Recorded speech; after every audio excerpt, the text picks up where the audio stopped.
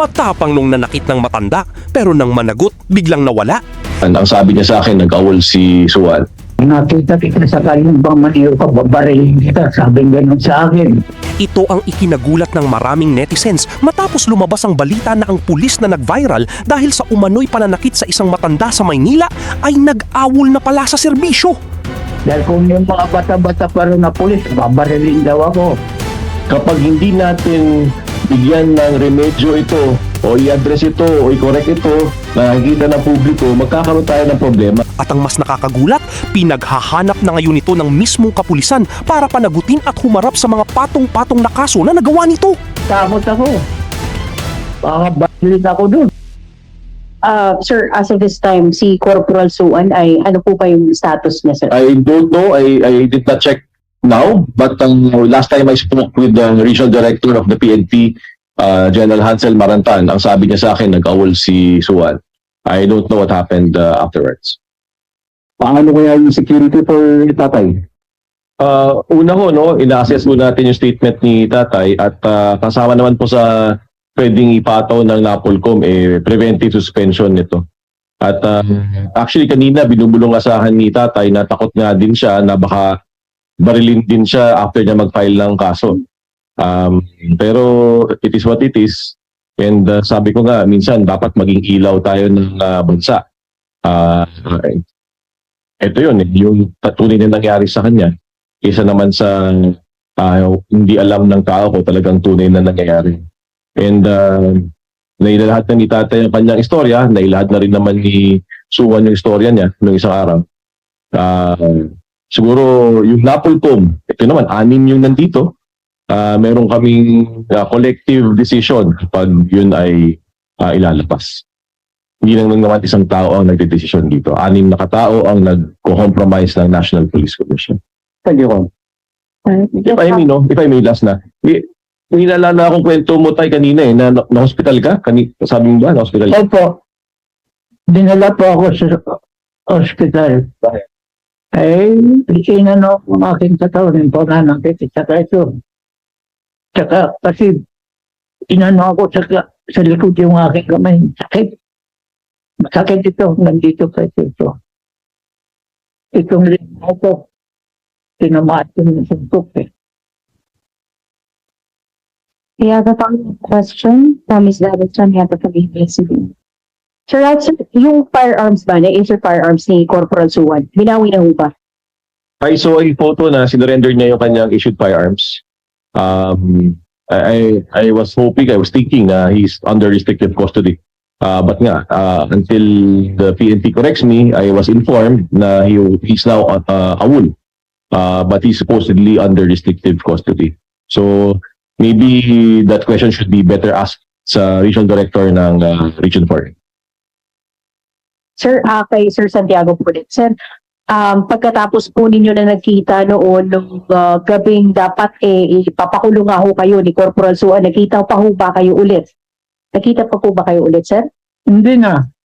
Kasi, hindi, ganito po yun. Nung nagkaroon kami ng kasunduan, katunayan pa nga isang testigo ng kasunduan namin. Opo. Nagkanya-kanya na kami po eh. Tapos, makalipas yata ng mga 2 oras yata, tinawag ulit ako. Kasama, may mabuti may mga kasama ko. Dahil daw dito yung sasakyan, dahil kukunan lang ng retrato yung sasakyan na ginamit ko. Kami naman naniwala, iba na naman yun, basta kasama ako doon, dahil akong kailangan.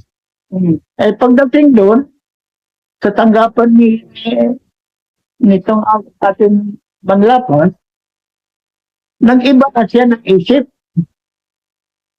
na ako raw kailangan ipakulong dahil nagbayaran siya sa ano. Nagbayaran siya. Mabuti ito. Abay, hindi pinayag ako na ikulong. Sir, pagkatapos niyo magkita na nandun na nga po si Sir Manlapas, nakita pa ho ba kayo ulit? Wala na. Hindi na? Oo. Okay. Sir, meron pa ba kayong mensahe kay Corporal Suwan? Dahil po na-hospital kayo, nagkaroon kayo ng, well, most probably, baka trauma na nga ho yung nangyari din sa inyo dahil po sa mga sinabi ho niya, at saka sa fear nyo ho na baka ho barilin kayo, lalo pat hindi pala siya nakakustody ngayon at nag-awol pa po. O kaya nga. Ano yung Hindi nga mensahe? sa amin kasi nasa barangay ako eh. Hindi ako makalabas ng kung may kailangan ako magpunta sa labas. Andiyan lang ako sa loob. May mensahe po kayo sa kanya, sir, kay Corporal. Wala na akong mensahe doon. Kahit anong kong mensahe, kung talagang gusto niya akong patayin, hahanap ng butas yun. Kaya, ang ibig sabihin ko, tingnan din niya, basahin din niya ang kanyang sarili. Di ba? Hindi yung puro na lang ang ibig sabihin, puro na lang kanya ang katwiran. Kung justisya siya, dapat marunong siya mag-ano ng batas, magdala. Hindi yung kukonsintihin niya ang kanyang sarili. Di ba? Sir Raul, sir, last na lang po. Before, I think that was last week, siguro if I'm not mistaken, sir, nagkaroon pa nga ho kayo ng konting sagutan nitong si Corporal Suwan. Sir, after what happened and then now that nag-awol nga ho siya, may mensahe po ba tayo sa kanya? Lalo po, ito na po, formally, Sir Santiago filed a complaint po. Wala akong mensahe sa kanya kasi hindi naman personal sa akin itong kasong ito. It is my job. So hindi ko pinapersonal yung mga bagay-bagay. Ang importante dito, magkaroon ng hustisya, makita ng tao na may hustisya, mabigyan ng lunas ang ginawa sa isang senior citizen.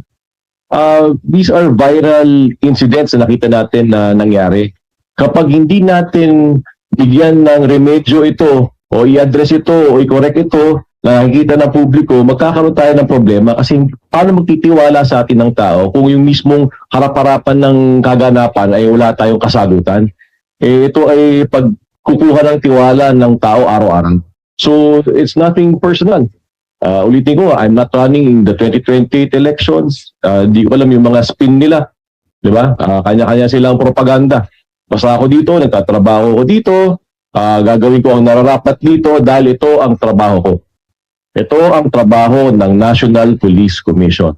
Ito ang trabaho di lamang ng commissioner, kundi lalo-lalo na ang vice chairman at executive officer, ang siyang tagapagpaganap ng National Police Commission. That's why I am not afraid to do my job because I'm just doing my job. It's not my problem if the previous predecessors have not been doing their jobs. Diba?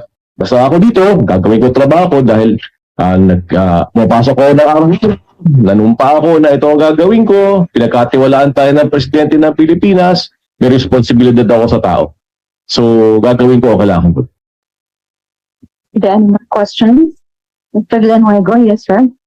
Sir, kay Sir Marlon. Sir Marlon, hindi mo ba delikado na hindi siya naka-restricted custody? Ito pong si Corporal. Ano po ba talagang status niya ngayon? Well po na under-restricted custody si Police Corporal Suwan ng kanyang regional director na si Police Brigadier General Ansel Marantan. However, na-inform ang ating buting Vice Chairman na accordingly, si Police Corporal Suwan went on a wall. And then, after this, we will clarify. I will call personally Police Brigadier General Marantan to ask ano ba yung status ni Police Corporal Suwan.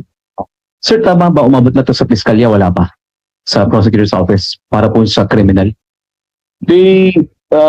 Siguro baka dapat ang sumagot nito si Sir Santiago. Ang alam ko, nag-file sila ng criminal complaint. At ang alam ko, ang final nila ay grave threat tsaka physical injuries. Okay. Thank you, sir. Siguro si Sir Santiago, nag-file po, pumunta po ba kayong fiscal Sir Santi? Natanong po ng mga kasama natin. Wala pa po. Wala pa, hindi pa ako nakarating sa... Nakarating na ba? Nakapile na ba? Pala ko. Ako nalilito na ako. Nag-file na po kami ng complaint sa Hall of Justice ng Taguig. Pinal nga po ni Sir Santi, grave threat at physical injury. So, papatawag na lang daw po kami uli para kumpletohin pa yung ano. May kulang pa po kami requirements. Kailan nito? Kailan po kaya yung resolution nito from the NAPOLCOM? Sabi ko nga, ang mga kaso sa Napolcom may mabilis ng... Ayan, ito na pala. Yung na-file sa Taguig na criminal case. Santiago Parado versus Simeon Suwan. Grave threat and physical injury.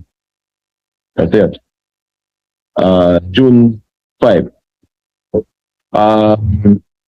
Tsaka tataka rin ko na sinasabi ni Suwan na wala daw 30,000 pesos. Ito, liwaliwanag ng 30,000 pesos. So, hindi ko maintindihan sa nanggagaling mga bagay-bagay. So we just have to deal with facts. And sabi ko, nothing personal. But trabaho na. Alright. Thank you, sir. Yeah. Another question?